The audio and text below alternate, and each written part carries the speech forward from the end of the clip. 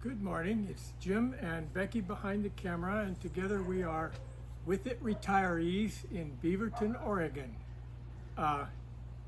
Today I would like to talk one more time about my new Zodiac rigid inflatable boat. This is again the smallest rigid inflatable boat you can get, pretty much, but the smallest one that Zodiac makes. So let's get into it. Today, what I'm going to do is I'm going to talk about propulsion, how we're going to get it to go, and that's about it. So let's go down that route. First of all, this would be considered a dinghy, and the definition of a dinghy is a small boat that you could sail, you could row, or you could power from close to shore, typically. So there are many dinghies in this world, many different kinds. But I'm not a sailor, and this is not a sailing dinghy, so we're going to talk about oars, and we're going to talk about motors. And at the very end, I will give you a piece of advice that's right from the bottom of my heart that will help you to keep from being a fool. So that's a good thing to do. So anyhow, let's get going. The first thing, the best thing maybe about dinghies is they have oars. Almost all dinghies have oars. And the oars are incredibly important for this boat. They're your lifeline.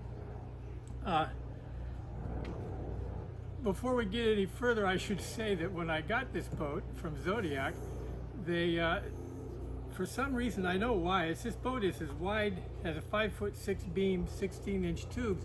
It's the same as their 13-foot model, only it's short. But for some reason, when they put the short package together, they gave me this short oar. So Zodiac guys, if you're listening, this oar doesn't work. You would know that if you'd been in this boat. Anyhow, I had to go and get another set of oars. As you can see, these new oars are a foot longer, and they work. They're not great oars, but they will do the job. So anyhow, that's the first thing. So your oars are not really designed for you to just, row around and for fun, because this is not a real good rowboat. But there are several reasons why you need these oars. The first, of course, of which is if your motor fails. Now, why might your motor fail? You run out of gas, it's not a very good motor, or another real common thing that I've done on more than one occasion is wrapping a rope around your propeller, like a crab ring rope or an anchor rope, which means you got to come to shore. You're stuck in the water. What are you going to do if that happens and you haven't got oars? You're going to see the marina go by as you float out to sea. So anyhow, that's number one, is they're really good for saving. You can row a half a mile with these oars if you need to without too much trouble. So that's number one. Number two is if you want to come ashore, you pull the boat or the motor up and row ashore, and you'll save your propeller. And the same when you're going out from shore up on the beach, just row up far enough that you can do your thing and keep the motor completely safe. Number three, and one thing that I didn't realize until not that long ago is oars if you're in a position in a marina, for instance, where there's boats all around you and they're waiting to dock or something like that, it's for holding your position in something like that. Oars are better than a boat. It's hard to, unless you're a great small motor guy, it's hard to go forward, backward, and stay in one spot. But with oars, you can stay exactly in one spot and spin around too. So anyhow, if you ever have an inflatable boat and you get the wild idea to put a steering wheel on it, or you get one with a steering wheel, you kill your oars. So keep that in mind. So that's the secondary propulsion. Now let's go on with what else you might put on it. Let's say you don't have this motor on there and you just want to get around the lake. A small electric trolling motor would do just dandy. You can put a battery there and figure out how to fasten it, and it will not get you up on plane, but it will get you around the lake just dandy, or even the bay if you want to go crabbing. So you could do that. I haven't seen any electric outboards that seem like they will do the job for me, so I haven't really gone that route yet. They're getting there. The second thing you could do is put a small outboard on here. They make all of the major manufacturers make something around a 2.5 horse outboard, which weighs 25 pounds less than this. This weighs 60 pounds, so a smaller one would weigh a lot less, and that's a factor you need to know. So a small outboard also would do, but keep in mind a 2.5 is not going to get you up on plane, and this boat is designed to be a planing boat. So let's go past all that. Let's assume you're going to get yourself a full-fledged motor here. I am partial to Yamahas. This is Yamaha country around here. There's Yamahas and Mercs and various Hondas, but most of the boats around here, the river boats and stuff, they like Yamahas. So, and I've had a Yamaha, so I got this one. What you need to know is all of the manufacturers, Yamaha included, they make a 4-horse, a 5-horse, and a 6-horse, and it's all the same outboard.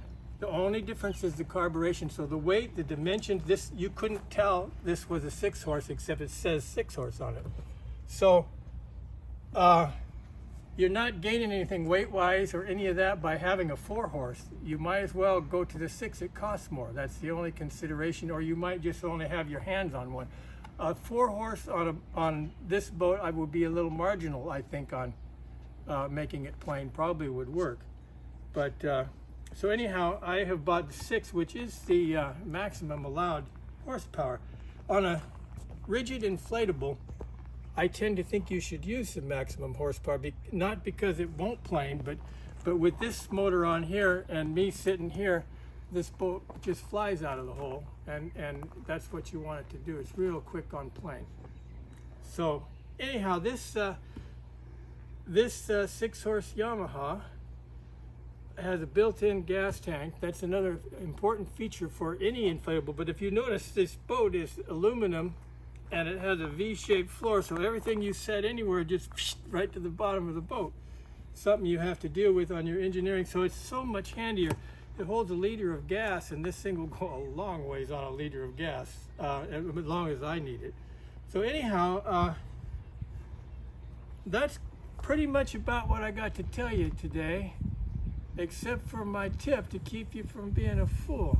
Now, every boat, every new boat, every used boat you just get your hands on, you need to go on a shakedown cruise.